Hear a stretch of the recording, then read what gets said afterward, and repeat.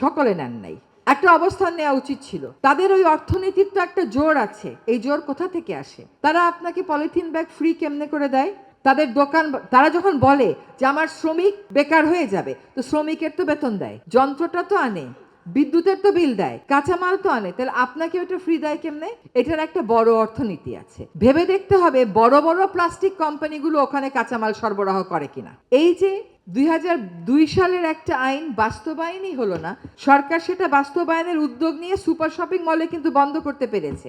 আপনারা যার যার শপিং ব্যাগটা নিয়ে যাচ্ছেন না কেন বাজারে? বা দোকানদারকে ওই সুযোগ দিয়েন না আপনাকে পলিথিন শপিং ব্যাগে দিতে। আপনাকে যখন পলিথিন শপিং ব্যাগে জিনিস ভরে দেয়, কোনোদিন ফেরত দিয়ে বলেন যে আমি এটা নেব না, তারপর নিজের ব্যাগ থেকে একটা ব্যাগ বের করে বলেন যে আমার ব্যাগটা আমার কাছে আছে? বলেন না। নেদারল্যান্ডসে যান, তারা বলে। ব্রাসেলসে যান, তারা বলে। তাদের তো রিসাইক্লিং কারখানার অভাব নাই, তারা রিসাইক্লিংকে যুক্তি হিসেবে দাঁড় করায় না। তারা পরিবর্তনটা এনেছে শুধুমাত্র সরকারের মনস্তত্ত্বে না, নিজেদের মনস্তত্ত্বেও। আমরা সেটা আনতে পারি নাই। এবার একটু আসি, এইটা কিন্তু সংস্কার, যে একটা আইন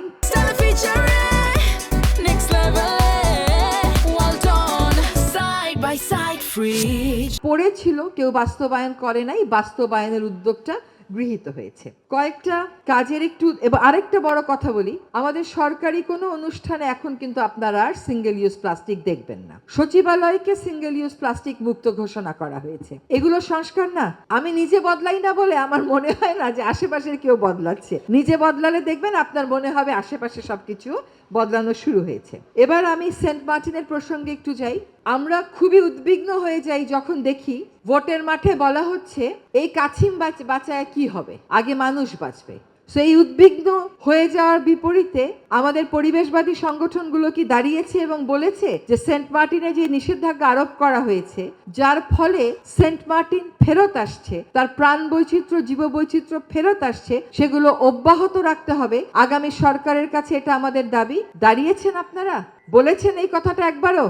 এটা তো বলেন নাই, বলতে হবে তো। এবং ওইখানে দেশের কোনো বিশেষজ্ঞ যে ফেরত এসে বলে নাই যে ওখানে উন্নতি ঘটছে না। এই উন্নতিটা ঘটাতে গেলে আপনাদেরকে, এটাও তো সংস্কার। এবং এই যে নিষেধাজ্ঞাগুলো, এগুলো একটাও কিন্তু আমার সময় আরোপ করা না। এগুলো 2016, 17, 18, 19, 20, 21, 22 প্রতি বছর আরোপ করেছে। আমি কেবল উদ্যোগের বাস্তবায়নের উদ্যোগটা নিয়েছি। এইটা কি সংস্কার না? এবার বলেন তো, 11টা কমিশন সংস্কারের প্রস্তাব দিয়েছে, সব সংস্কার প্রস্তাব বাস্তবায়ন হয়ে গেছে? তো আমরা যে বাস্তবায়নের কাজটা শুরু করলাম, আমি মনে করি এটা একটা সংস্কার। এবার একটু কিছু কিছু কাজের ক্ষেত্রে যাই। আড়িয়াল বিল, বেলাই বিল, চলন বিল, এই 3টা বিল নিয়েই কাজ শুরু হয়েছে। ভাই, আমাদেরকে তো স্ক্র্যাচ থেকে শুরু করতে হচ্ছে। বেলাই বিলে আসেন, 1 একর জমি ওইখানে বেলাই বিল হিসাবে ভূমি রেকর্ডে নাই। ভূমি রেকর্ডে পুরোটা হচ্ছে ব্যক্তি সম্পত্তি। এখন 5টা মৌজায় ল্যান্ড সার্ভে করে মালিকের নাম দাক্ষতিয়ান নিয়ে আমাদেরকে বই প্রস্তুত করতে হয়েছে। এই বইটা আমরা 9 মাসে প্রস্তুত করে ফেলছি। এখন এটাকে আমাদের আনুষ্ঠানিকভাবে বিল ঘোষণা করতে হবে এবং মানুষকে বলতে হবে যে আপনারা যারা এই বিলের জমির মালিক, তারা এইভাবে বিলটা ব্যবহার করবেন, অন্যভাবে করবেন না। তো এটা করতে গেলে তো আমার গণশুনানি করতে হবে। আমার সময়টা আছে, কিন্তু প্রাথমিক যে কাজটা করার সেই কাজটা আমরা করে ফেলেছি, যে ল্যান্ড রেকর্ডটা আমরা কালেক্ট করে ফেলেছি। আড়িয়াল বিল নিয়ে একটা প্রস্তাবনা প্ল্যানিং কমিশনে চলে গেছে।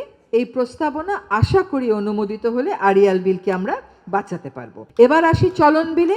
চলন বিলেরও একটা কাজ করছে, একটা মাস্টার প্ল্যান করা হয়েছে, সিইজিএস করেছে এবং সিইজিএস কে আমি বলেছি ডিসেম্বরের মধ্যে তারা আমাকে একটা রিপোর্ট দেওয়ার কথা, যেই রিপোর্টে কোন কোন ক্ষতিকর স্থাপনার কারণে চলন বিলের পানি প্রবাহ স্লো হয়ে গেছে বা বন্ধ হয়ে গেছে, সেটার একটা তালিকা করতে করা হয়ে গেছে। সো অন্তত তালিকাটা করে দিয়ে যাই।